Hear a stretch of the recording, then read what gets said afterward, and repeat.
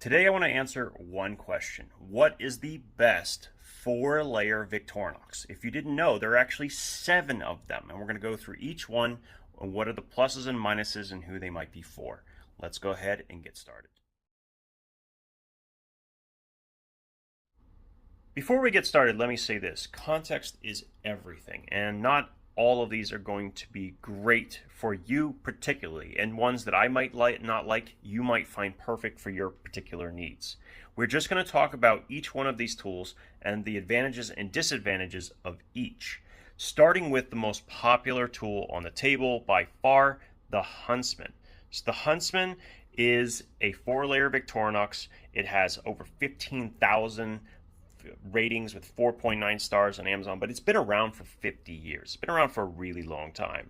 Okay, it was just recently on sale. In fact, I put a video about it over the weekend. It was $28. It was crazy value. I don't know if that's still the case. When you're watching this video, you're going to have to check the links that are down below. So in here, we have a pretty standardized tool set that you're going to see across all of the other 4-layer multi-tools. So we have first in the opener layer, we have a flathead with a bottle opener. We also have, got to close these when you do it, you also have a can opener and a flathead here, but this is important. Most people miss it when they do this review. This is also a 2-dimensional number 2 Phillips. So you can actually use this on screws, and it's designed exactly for that purpose. Most people miss it, and it does function. It's not the best thing in the world, but it does work.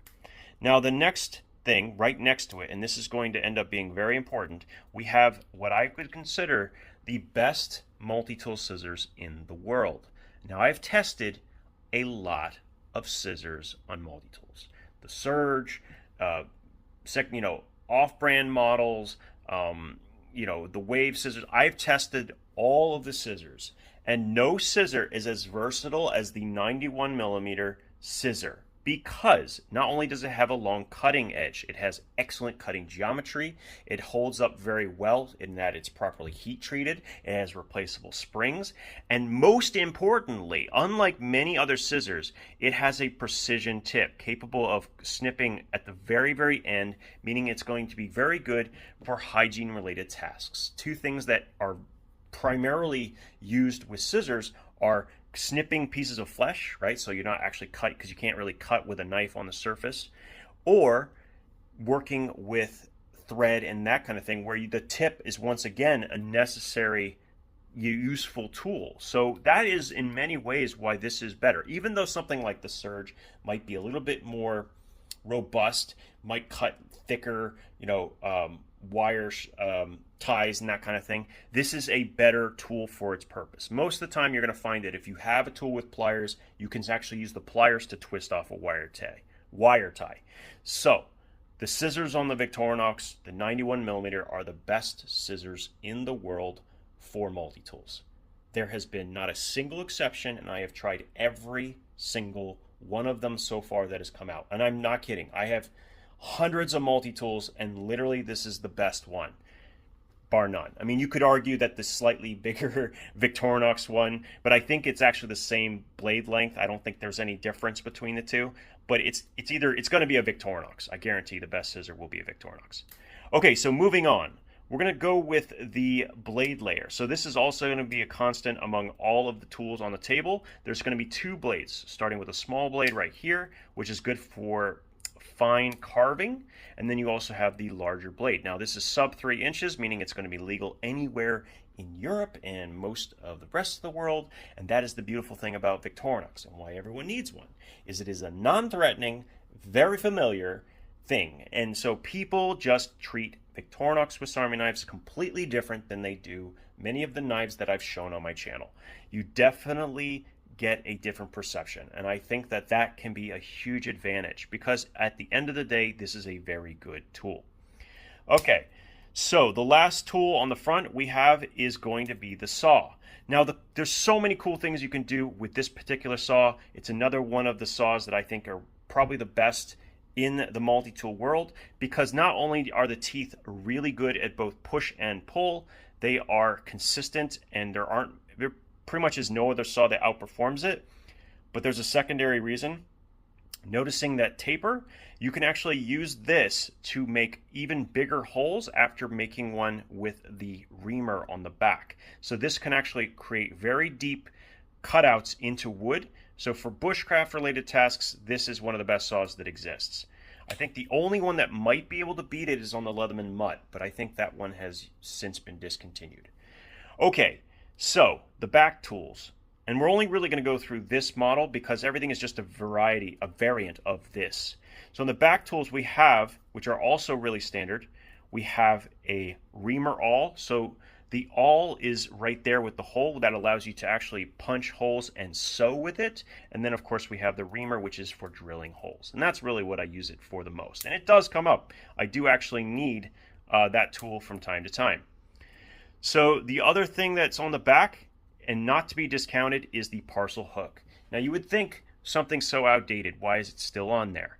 Well, recently there was a video made by myself, but also Felix Immler, and he did a better job explaining it, I'll be honest, explaining how this allows you to use T-shank saw blades, okay, in the Victorinox multitools. Any multitool, any Victorinox that has a opener layer, like you see here, with the scissor next to it is capable of doing this. So what you can do is you stick it through the split ring, push this down, and line it up, and you have the ability, or actually I have it in reverse. I forget, you got to do this the right way. There you go. Now I have a proper saw. Now, as he explains in the video, it's way better when you put shrink wrap tubing around the end of the T-shank, and there probably would be better to use a longer T-shank saw, but that's a huge advantage because some of these don't have saws. And so having the parcel hook able to do this task is not something small, and I think that it's something we have to mention. It's one of the few tricks that I'm going to mention on this video because, well, it's important to our evaluations of which ones would be better than others. Now, the Huntsman, obviously very popular, highly recommended for outdoors use, in large part because of the corkscrew, which is good for pulling out knots, because you could screw this into a rope and then use it to pull the knot loose. And it also works as storage for a bunch of different tools, including a ferroceram rod with tinder, micro drivers, and that kind of thing. So it has more applications in the outdoors than it does in a more urban setting. Okay. I know we're 7 minutes in. That's going to be the most we're going to go through with the tool sets. Everything is just a variety of that tool set from here on in. So the next one up is going to be the Mountaineer. So the Mountaineer has a file, a very, very good one, by the way, a file and a metal saw instead of the saw. Now, I have mixed feelings about this. I used to dislike it a lot more until I figured out the trick with the T-shank exchangers. So you could argue that if you only have available standardized T-shanks, not this Leatherman kit, which also has a diamond file, this actually could be a better consideration if you're carrying T-shank saws, right? Because it's the exact same tool set, only if I have T-shank saws, but I don't have a file, right, like you saw there, this actually might end up being a better combination, potentially. I think, though, in general, there are other ones on the table that are going to work out a little bit better. The Mountaineer is certainly a consideration. It's still really good quality, but it's definitely not in the top 3, as it were. Now, speaking of top 3, I think we have to include the Fieldmaster as a serious option, because the one difference you have here in comparison to the Huntsman, it still has the saw, is that you have a full 3-dimensional Phillips. So if you combine the fact that there's you can unscrew things with the can opener, and you can get extra torque with this Phillips driver, which is really good. It's really good at actually cranking down on something.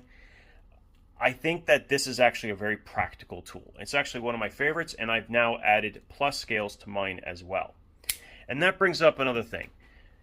When these are inexpensive, or any of these are inexpensive, you can always go over to eBay and buy a pair of plus scales with all of the attachments for like $15 to $20, and you can enhance your tool, and still it will end up being cheaper than the Victorinox Compact which is incredibly popular because of those additional tools.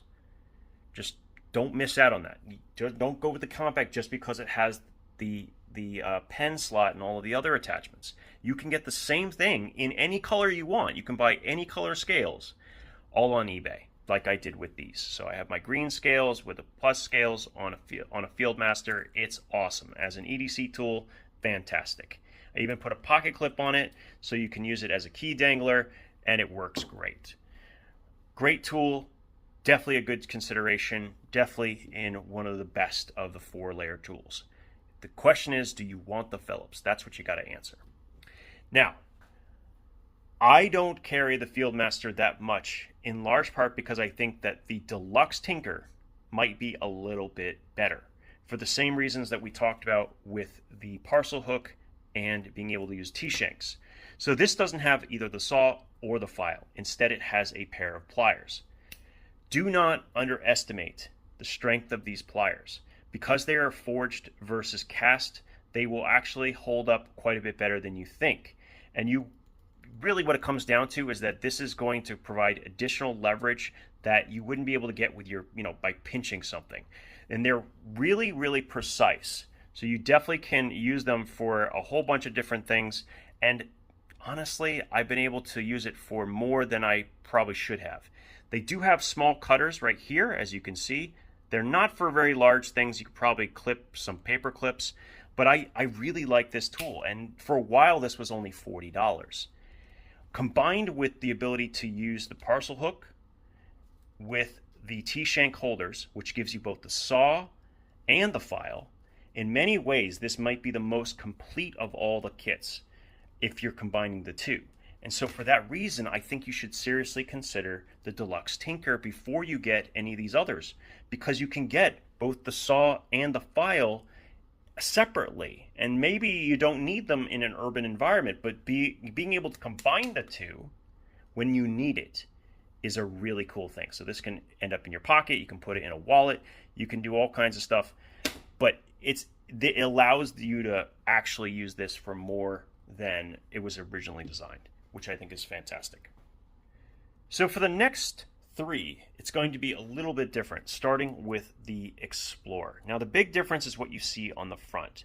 You're going to get a 3-dimensional Phillips, which is actually quite good, but is inline, which makes it a little bit better, and you're also going to get an eyeglass, magnifier. And this is a pretty powerful magnifying lens. You can use this to start fires. You can use it to see something up close. It's also a lot of fun with kids if you have those as well. Endless time spent looking at things up close, and this is quite a bit of magnification, so you'll definitely have a lot of fun with that. Now, there's a couple other things that are worth mentioning. Notice that the scissor layer is 1 layer over more than the others, so there's something in between. We have the layer with the Phillips driver in between the opener layer and the scissors. This kind of prevents the use with the T-shank holders. Now technically you can make it work, it just doesn't have the same stability as the others do by using the split ring. So I would say that this is not a model that works particularly well with the file saw trick or with the T-shank exchanger trick. And for that reason, I don't know if the inline Phillips or the magnifier overcomes the downsides for me.